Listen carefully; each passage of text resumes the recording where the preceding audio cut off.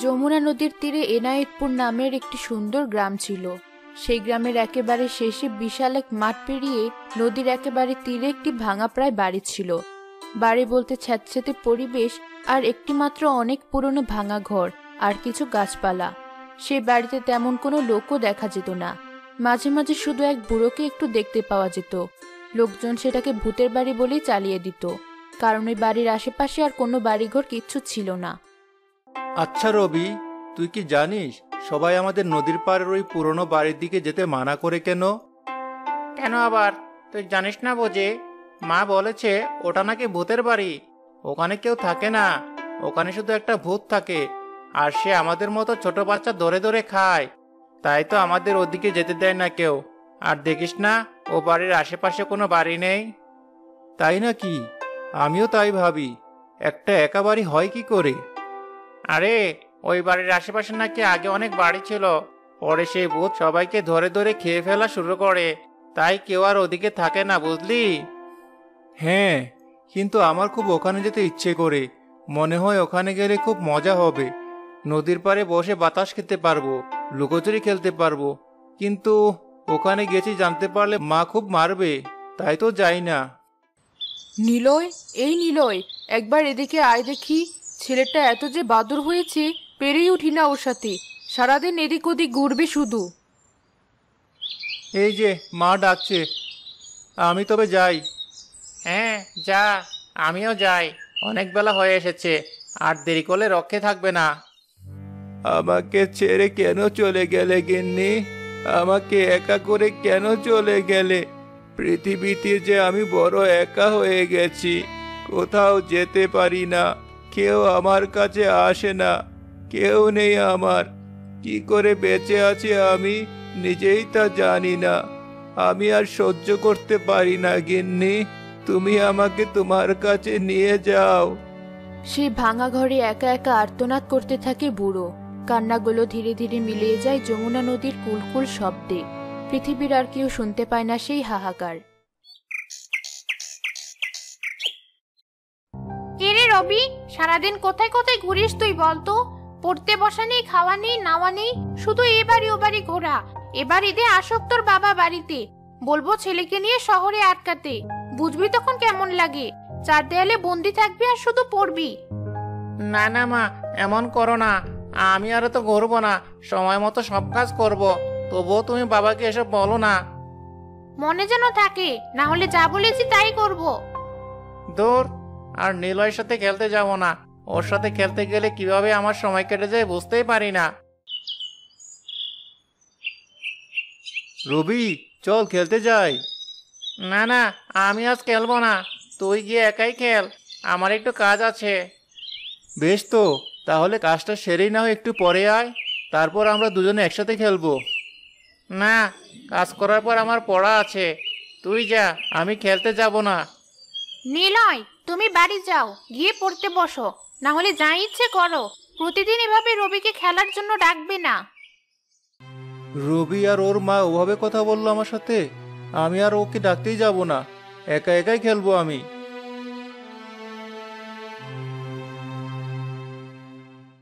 আজ কদিন হয়ে গেল রবি আর খেলতে আসে না। এভাবে একা একা খেলতে কি আর ভালো লাগে? এক কাজ করলে কেমন হয়, আমি একবার গিয়ে দেখি ওই নদীর পাড়ের বাড়িটায় কি আছে। কিন্তু মা যদি কিছু বলে? বলবে কি করে? আমি তো একাই চুপি চুপি যাব, কেউ দেখতেই পাবে না। যাই তাহলে ওদিকে। এদিকটা আসতে মনটা কেমন ভরে উঠছে। এতক্ষণ রোদের মধ্যে আসতে বেশ কষ্ট হচ্ছিল, কিন্তু এখন নদীর এই শীতল বাতাস আর নদীর পানির কুলকুল শব্দে মনটা ভরে উঠেছে। আমার তো আর বাড়ি ফিরে যেতে ইচ্ছে করছে না। দূর থেকে যতটা ভয় করতো, এখন তেমন ভয়ও করছে না। হঠাৎ কান্নার শব্দ পেয়ে ভয় পেয়ে যায় নিলয়। এ কি, কাঁদছে কে এখানে? সত্যি কি তাহলে এখানে ভূত আছে? মনে হচ্ছে একা একা আসাটা আমার মোটেও উচিত হয়নি। এখন যদি ভূত এসে আমার ঘাড়টা মটকে দেয়, কি হবে আমার? দৌড়ে পালাবো কি আমি, নাকি একবার ভেতরে গিয়ে দেখবো কেউ আছে কিনা? পা টিপে টিপে সে ভাঙা ঘরের দিকে যায় নিলয়। গিয়ে একটি ভাঙা প্রায় খাটের ওপর জড়সড় হয়ে থাকা বুড়োকে দেখে চমকে ওঠে সে। কে কে কে তুমি? এভাবে শুয়ে শুয়ে কাঁদছো কেন? তুমি কি ভূত? আমার ঘরে কে তুমি বাবা? এখানে কি করছো? আমি নিলয়, এদিকে এসে তোমার কান্না শব্দ শুনতে পেয়ে ভিতরে এলাম। কে তুমি? শুনেছি এখানে ভূত আছে, তুমি কি সেই ভূত? কি যে বলো না দাদু ভাই, তবে ভূতই বলতে পারো। মানুষের চেয়ে বড় ভূত কি আর আছে? বুড়োর এমন ব্যবহারে নিলয়ের মনে সাহস জাগে। সে ধীরে ধীরে তার কাছে যায়। আচ্ছা, তুমি কি এখানে একাই থাকো? আর কেউ নেই? আর এমন ভাঙা বাড়িতে তুমি থাকো কেন? সে তোমায় পরে বলবো। আমার এখানে তোমাকে খেতে দেওয়ার মতো কিছু নেই দাদু ভাই, তাই তোমাকে কিছু খেতে দিতে পারছি না। শোনো, এখানে কেউ তেমন আসে না। তুমি এত সময় এখানে থাকলে তোমার মা বাবা খুঁজবে তোমায়। তুমি এবার বাড়ি চলে যাও। ঠিক আছে, পরে কিন্তু আমি আবার আসবো।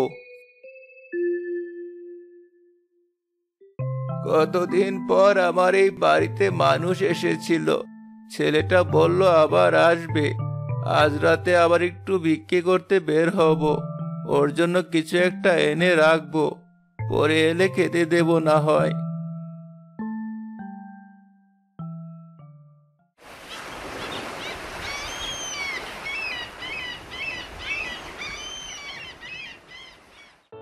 দাদু, আছো তুমি? দাদু ভাই, এসেছো তুমি? আমি তো ভেবেছিলাম তুমি আর আসবেই না। এই নাও দাদু ভাই, তোমার জন্য সন্দেশ এনে রেখেছি, খাও বসে।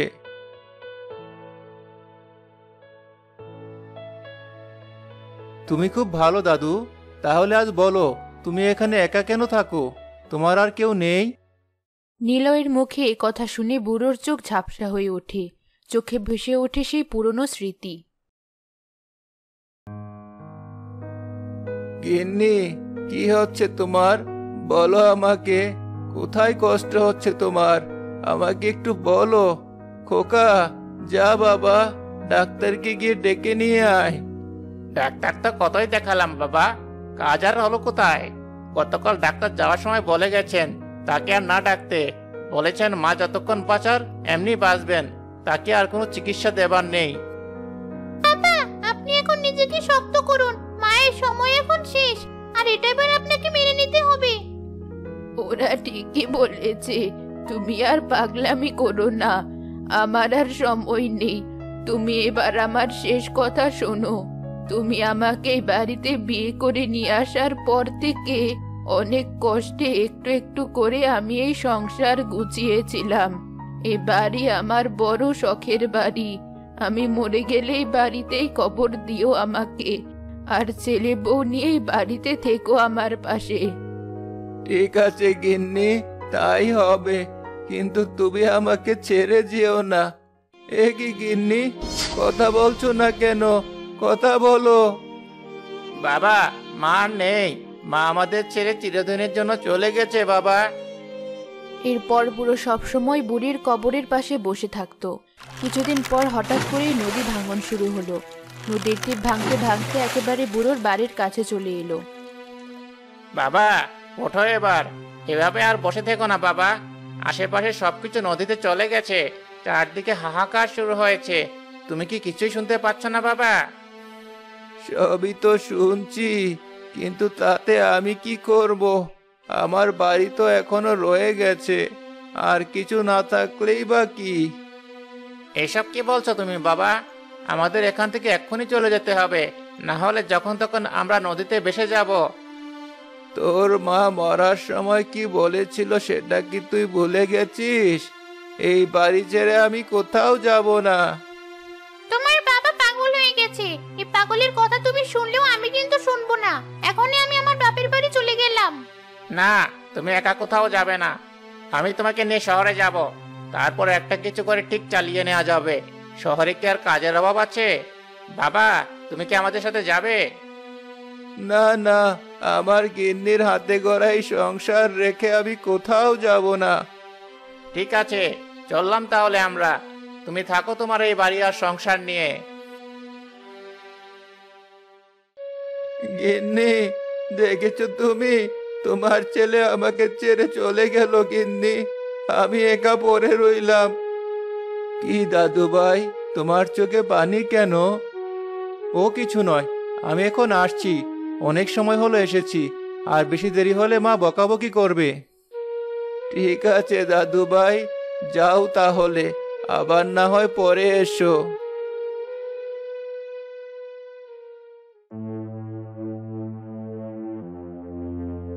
কিরে নিলয়, আজকাল তুই কোথায় গিয়ে থাকিস বলতো? তোকে হাঁক ডাক দিয়েও খুঁজে পাওয়া যায় না। আমি তো মাঠে খেলছিলাম। আরেকটা মিথ্যা কথা বলবি তো মেরে তক্তা বানিয়ে দেব। আমি নিজে গিয়ে মাঠে খুঁজে এসেছি, আর এও শুনেছি রবি তোর সাথে খেলে না। তাহলে বল, তুই কোথায় গিয়েছিলি? না, মানে বাবা, আমি ওই নদীর পাড়ের বাড়িটায় গিয়েছিলাম। দেখেছো কত সাহস হয়েছে তোমার ছেলের? ও এখন ওদিকে পা বাড়িয়েছে। আজ প্রথম দিন তাই কিছু বললাম না, এরপর কথা না শুনলে তোকে তোর মামার বাড়ি পাঠিয়ে দেব। ঠিক আছে বাবা, আর যাব না। তবুও এ কথা বলো না। তবে বাবা, সবাই যে বলে ওখানে ভূত আছে, ওখানে তো ভূত নেই। ওখানে একজন বুড়ো দাদু আছে, সে একা একা ওখানে থাকে। আবার কথা? যেতে মানা করেছি, যাবি না। আর কোনো কথা শুনতে চাই না। ঠিক আছে বাবা। আজ কদিন হলো ছেলেটা তো আর আসে না। কি হলো ছেলেটার? ও আসলে আমার অনেকটাই ভালো লাগে। একজন মানুষ পেয়ে নিজেকে একটু মানুষ মনে হয়। কিন্তু সেও তো আর আসছে না। কি জানি কি হলো। ওইবার আসবে কেন? আমার নিজের কেউই তো আর এলো না। আজ কদিন হলো বুড়ো দাদুর কাছে যাওয়া হচ্ছে না। মা তো এখন রান্না করছে। যাই এখন একটু, রান্না শেষ হওয়ার আগে আবার চলে আসবো। কি রে নিলয়, তুই কোথায় যাচ্ছিস এখন? এমন চোরের মতো চুপি চুপি পা বাড়াচ্ছিলি কেন? কোথায় চুপি চুপি? আমি একটু রবিদের বাড়ি যাচ্ছিলাম। থাক, এখন আর যেতে হবে না। আয় ঘরে।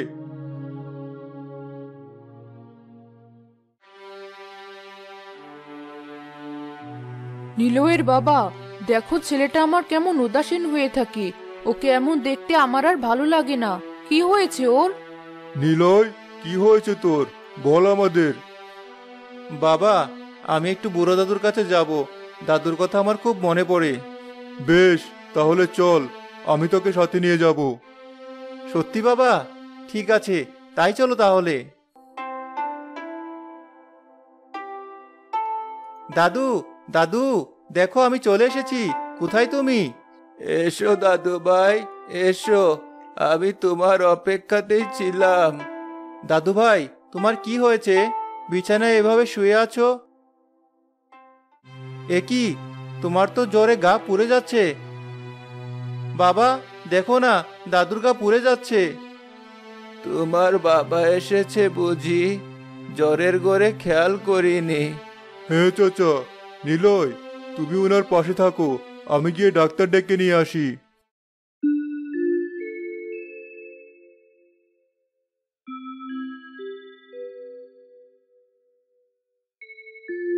ওনার সময় শেষ। অনেক দেরি হয়ে গেছে, বুঝলেন তো? এই সময় আর চিকিৎসা করে লাভ হবে না।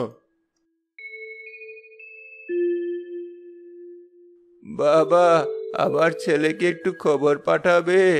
মরার আগে তাকে যে একটাবার দেখার বড় শখ আমার। ঠিক আছে চাচা। দাদু, তুমি চিন্তা করো না। বাবা ঠিক নিয়ে আসবে তোমার ছেলেকে, আর আমি প্রতিদিন আসবো। ঠিক আছে দাদু ভাই।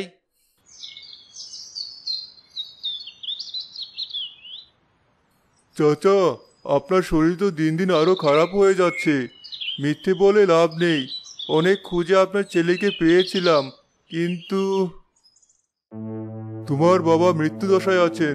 তোমাকে শেষবারের মতো দেখতে চান। বাড়ি চলো। আমি কাজে অনেক ব্যস্ত। আমার বড় ব্যবসা, কাজ ফেলে আমি যেতে পারবো না। আপনি পারলে বাবাকে গাড়িতে করে আমার এই ঠিকানায় পাঠিয়ে দেবেন। এ কেমন কথা বলছো তুমি?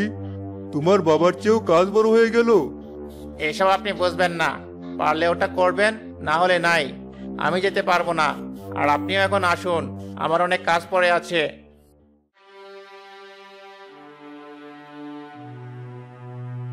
ঠিক আছে বাবা, তোমাকে আমি শুধু শুধু কষ্ট দিয়ে ফেলেছি।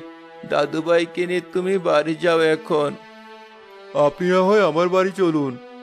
সে হলে তো কবেই বাড়ি ছাড়তাম। নিলয়ের বাবার কিছু না বলে চলে আসে সেখান থেকে।